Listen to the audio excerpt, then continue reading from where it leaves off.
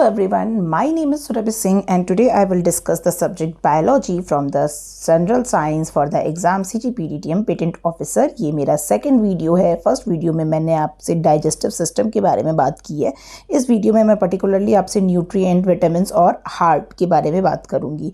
तो ये सारे जितनी भी ये टॉपिक और ये वीडियोस आप देख रहे हो जो एनसीईआरटी से लिए गए हैं, 6 to 8 की एनसीईआरटी अगर आप उठाकर देखोगे तो आपको ही लगेगा कि आपने ऑलमोस्ट सारा कोर्स कवर कर लिया है। ठीक है, मैं जो फिजिक्स, केमिस्ट्री और जो बायो, ये तीनों सब्जेक्ट आप देख रहे हो आपका प्रॉपर एनसीईआरटी 6 to 8 से लिया गया है।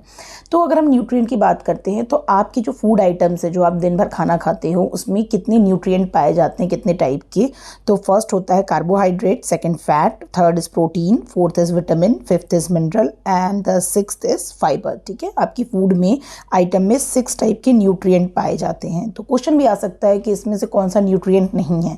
इस टाइप सा फर्स्ट की बात करते हैं, दैट इज कार्बोहाइड्रेट। तो कार्बोहाइड्रेट जो होता है वो हमारी जो कार्बोहाइड्रेटेड फूड्स होते हैं वो हमारी बॉडी को बेसिकली एनर्जी प्रोवाइड करते हैं। और कार्बोहाइड्रेट किसी फूड में होगा या नहीं होगा उसके लिए हम एक टेस्ट करते हैं जिसको हम बेसिकली आयोडीन टेस्ट कहते हैं। तो हमारा जो कार्बोहाइड्रेट है वो आपका एनर्जी देता है, हमारा कार्बोहाइड्रेट फूड जो है वो एनर्जी देता है। कार्बोहाइड्रेट बेसिकली चावल, आलू, राइस में पाया जाता है। और ये कार्बोहाइड्रेट आपके फूड में कार्बोहाइड्रेट है कि नहीं, इसके लिए हम आयोडीन टेस्ट करेंगे।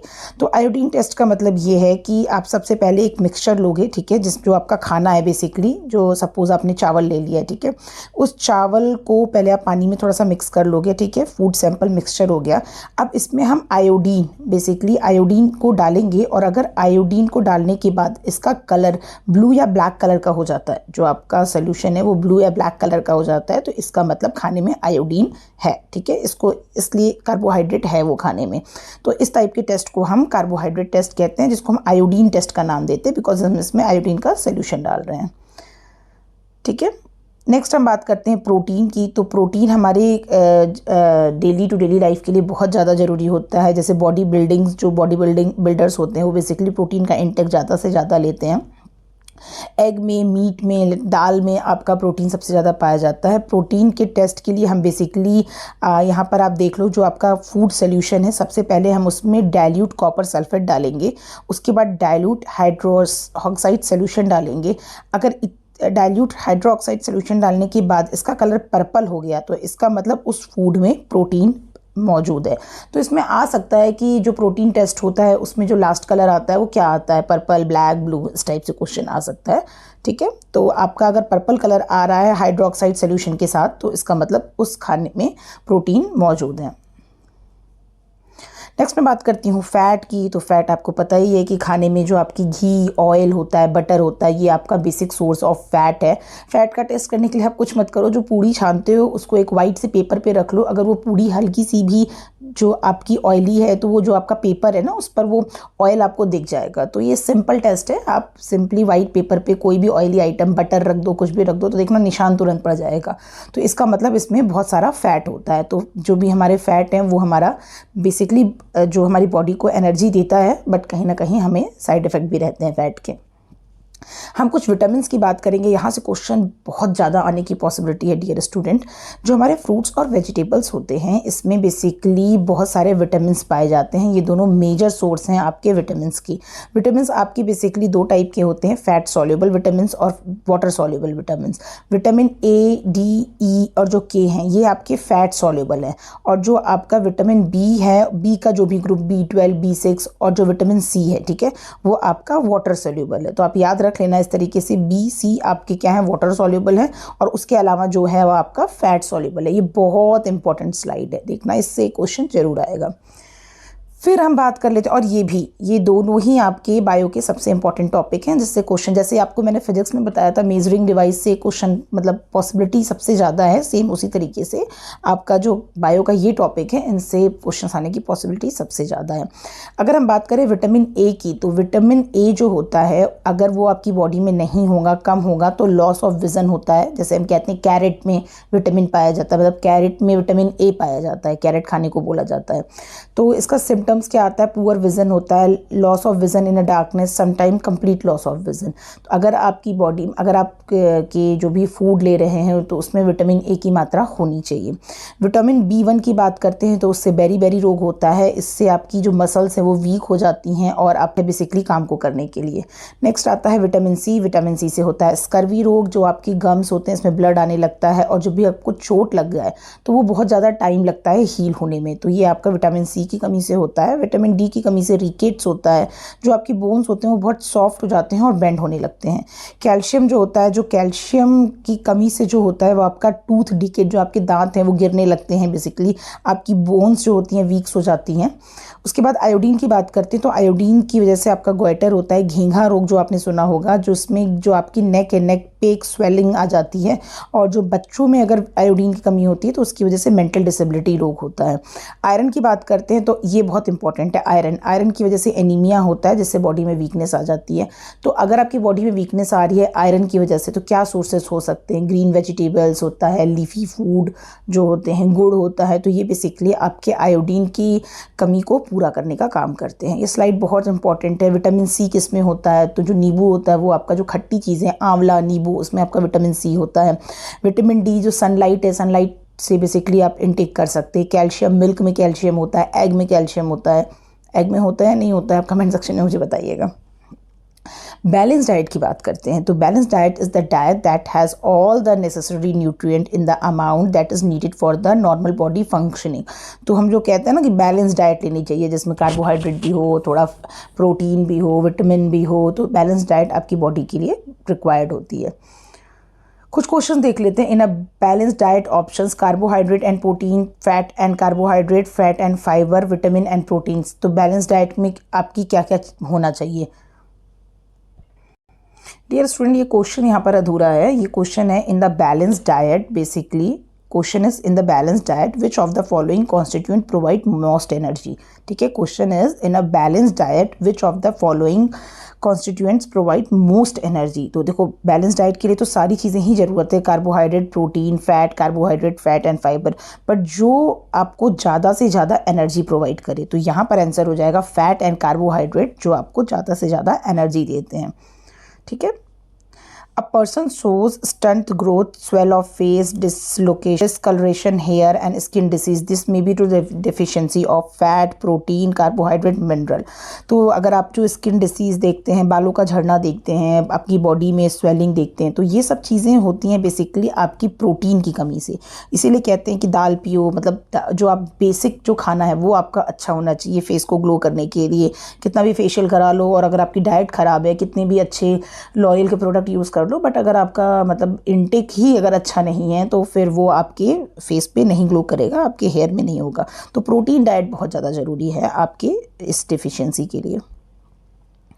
Deficiency of which vitamin lead to excessive bleeding from wound. ठीक है, विटामिन जो है vitamin C, vitamin B complex, vitamin D, vitamin K. ठीक है, तो किस डिफिशियंसी की वजह से बेसिकली आपके जो बेसिकली किस विटामिन की डिफिशियंसी की वजह से आपकी जो एक्सेसिव ब्लीडिंग शुरू हो जाती है, तो इसका आंसर हो जाएगा विटामिन के। ठीक है, नेक्स्ट देखते हैं, increasing the consumption of which of the following would help you increase the level of carbohydrate in your body. तो कार्बोहाइड्रेट बेसिकली क्या खाने से मतलब कार्बोहाइड्रेट का लेवल अच्छा हो जाएगा? मेज़, पी, सोयाबीन और ग्राउंडनट। तो इसका आंसर हो जाएगा मक्का। मेज़ खाने से आपकी जो बॉडी में है उसमें कार्बोहाइड्रेट का लेवल अच्छा हो जाएगा। अब हम बात करते हैं ह्यूमन हार्ट की। हम यहाँ पर बात करते हैं ह्यूमन हार्ट की। तो ये आपकी बॉडी है, देख लो, और यहाँ पर आप देखोगे कि मैं अगर हार्ट की बात कर रही हूँ तो मैंने ब्लड को बेसिकली दो कलर में बनाया है। ठीक है, एक ब्लू कलर है और एक रेड कलर है। तो यहाँ पर अगर ध्यान से समझें तो आपकी बॉडी से जो डीऑक्सीजनेटेड ब्लड है, जो आपकी बॉडी से डीऑक्सीजनेटेड ब्लड है, उसको आपका यहाँ से आपकी बॉडी से डीऑक्सीजनेटेड ब्लड चलता है और सीधे हार्ट में जाता है। ठीक है, ये हार्ट है, ये वाला हार्ट है। ठीक है, ऑक्सीजनेटेड ब्लड है वो हार्ट में जाता है, और जो आपका डीऑक्सीजनेटेड ब्लड होता है उसमें कार्बन डाइऑक्साइड ज़्यादा और ऑक्सीजन की मात्रा कम होती है। अब ये जो आपका डीऑक्सीजनेटेड यानी इम्प्योर ब्लड एक तरीके से कह सकते हैं, ये आपका हार्ट से जाता है सीधे लंग्स में, और ये किसके थ्रू जाता है? पल्मोनरी आर्टरी के थ्रू। ध्यान देना क्योंकि ये एक्सेप्शनल केस है। पल्मोनरी आर्टरीज के थ्रू ये आपका हार्ट से लंग्स में जाता है, और लंग्स में प्योरिटी का काम होता है। बेसिकली लंग्स में जो भी आपकी डीऑक्सीजनेटेड ब्लड है उसको प्योर किया जाता है, और जब ये आपका प्योर हो जाता है, यानी ब्लू कलर जो है आपका एक तरीके से दिखा रहा है इम्प्योरिटी का, और जब ये प्योर हो जाता है तो फिर ये लंग्स से वापस से हार्ट में आता है, और ये आएगा किसके थ्रू? पल्मोनरी वीन्स के थ्रू आएगा। ठीक है, जहाँ पल्मोनरी आर्टरी के थ्रू रहा है और वापस आ रहा है पल्मोनरी वीन्स के थ्रू, और इसके बाद से ये वापस हार्ट में आएगा, और उसके बाद से फिर ये आपकी बॉडी में जाएगा, और जब ये आपकी बॉडी में जाएगा तो इसमें हाई ऑक्सीजन होगा और लो कार्बन डाइऑक्साइड होगा। होपफुली आपको ये डायग्राम अच्छे से समझ में आया होगा। 2 बार हो रहा होता है इसलिए इसका नाम हम देते हैं डबल सर्कुलेशन। ठीक है, डबल सर्कुलेशन। ठीक है, तो चलिए आज देखते हैं कि फिर आगे ब्लड जो होता है, जिसको हम फ्लूइड कनेक्टिव टिश्यू भी कहते हैं, उसके अंदर क्या क्या होता है। जो आपका ब्लड होता है बेसिकली, जो आपका ब्लड होता है बेसिकली उसमें आरबीसी होता है, रेड ब्लड सेल, जो कि आपका oxygen gas, carbon dioxide gas को कैरी करता है। उसके अलावा जो आपके रेड ब्लड सेल होते हैं, आरबीसी सेल, उसके अंदर हीमोग्लोबिन पाया जाता है, जिसकी वजह से वो अपना रेड कलर का होता है। उसके बाद हम बात करते हैं ब्लड प्लेटलेट्स की। जो प्लेटलेट्स होते हैं बेसिकली ये हमारे ब्लड को क्लॉटिंग करने का काम करते हैं। देखते हैं कि जब आपको चोट लग जाती है तो मतलब उसके बाद कुछ टाइम के बाद वहाँ पर एक ब्राउन कलर की परत जमने लगती है, तो बेसिकली वो जो ब्राउन कलर की हीलिंग प्रोसेस है जिसमें वो जमता है, तो वो हमारा ब्लड प्लेटलेट्स की वजह से जमता है। ठीक है, तो इसीलिए कहते हैं कि जब तक आपकी चोट ठीक ना हो तब तक आप उस ब्राउन पार्ट को नहीं हटाते हैं। तो बेसिकली वो हील करने का काम जो होता है ब्लड, वो आपका ब्लड प्लेटलेट्स करता है। इसके बाद आता है हमारा वाइट ब्लड सेल, जो कि आपका बेसिकली एंटीबॉडीज़ को प्रोड्यूस करने का काम करता है, provide body defence bye engulfing the germs and producing antibodies. उसके बाद अगर हम बात करते हैं कि जो लिक्विड कंपोनेंट है हमारे ब्लड में, वो क्या होता है? प्लाज्मा होता है, जिसमें 90% वाटर और 10% ऑर्गेनिक सब्सटेंस होता है, लाइक प्लाज्मा प्रोटीन। ठीक है, एल्युमिनियम, ग्लोबिन और इनऑर्गेनिक मटेरियल्स आए। जो ये आपका प्लाज्मा होता है वो येलो कलर का होता है। आई होप आपको ये blood cells, white blood cell और प्लाज्मा और प्लेटलेट्स ये आपको क्लियर हो गई होंगे। नेक्स्ट मैं बात करती हूँ ब्लड वेसल्स की। इसमें आता है आपका आर्टरी वेसल्स। सबसे पहले हम बात करते हैं आर्टरी की। जो आर्टरी होता है ये आपका जो ऑक्सीजनेटेड ब्लड होता है उसको हार्ट से लेकर आपकी बॉडी पार्ट में पहुंचाता है, एक्सेप्ट पल्मोनरी आर्टरी। याद रखना ये इंपॉर्टेंट है, एक्सेप्शनल तो हमेशा ही पूछे जाते हैं। ठीक है, जो आपका बेसिकली हार्ट होता है, जो आपका उससे आपकी जो भी मैंने आपको बताया था ना, हार्ट से लंग्स में जाना और ये वो, तो ये हार्ट से जो भी आपकी बेसिकली ऑक्सीजनेटेड ब्लड है उन बॉडी में उसको पहुंचाने का काम आर्टरी करता है, एक्सेप्ट पल्मोनरी आर्टरी, क्योंकि जो पल्मोनरी आर्टरी है वो क्या करता है? वो डीऑक्सीजनेटेड ब्लड को ले जाता है। ठीक है, ये इसको हम डिस्ट्रीब्यूटिंग वेसल भी कहते हैं। ये थिक और इलास्टिक होता है और ये डीप सीटेड होता है।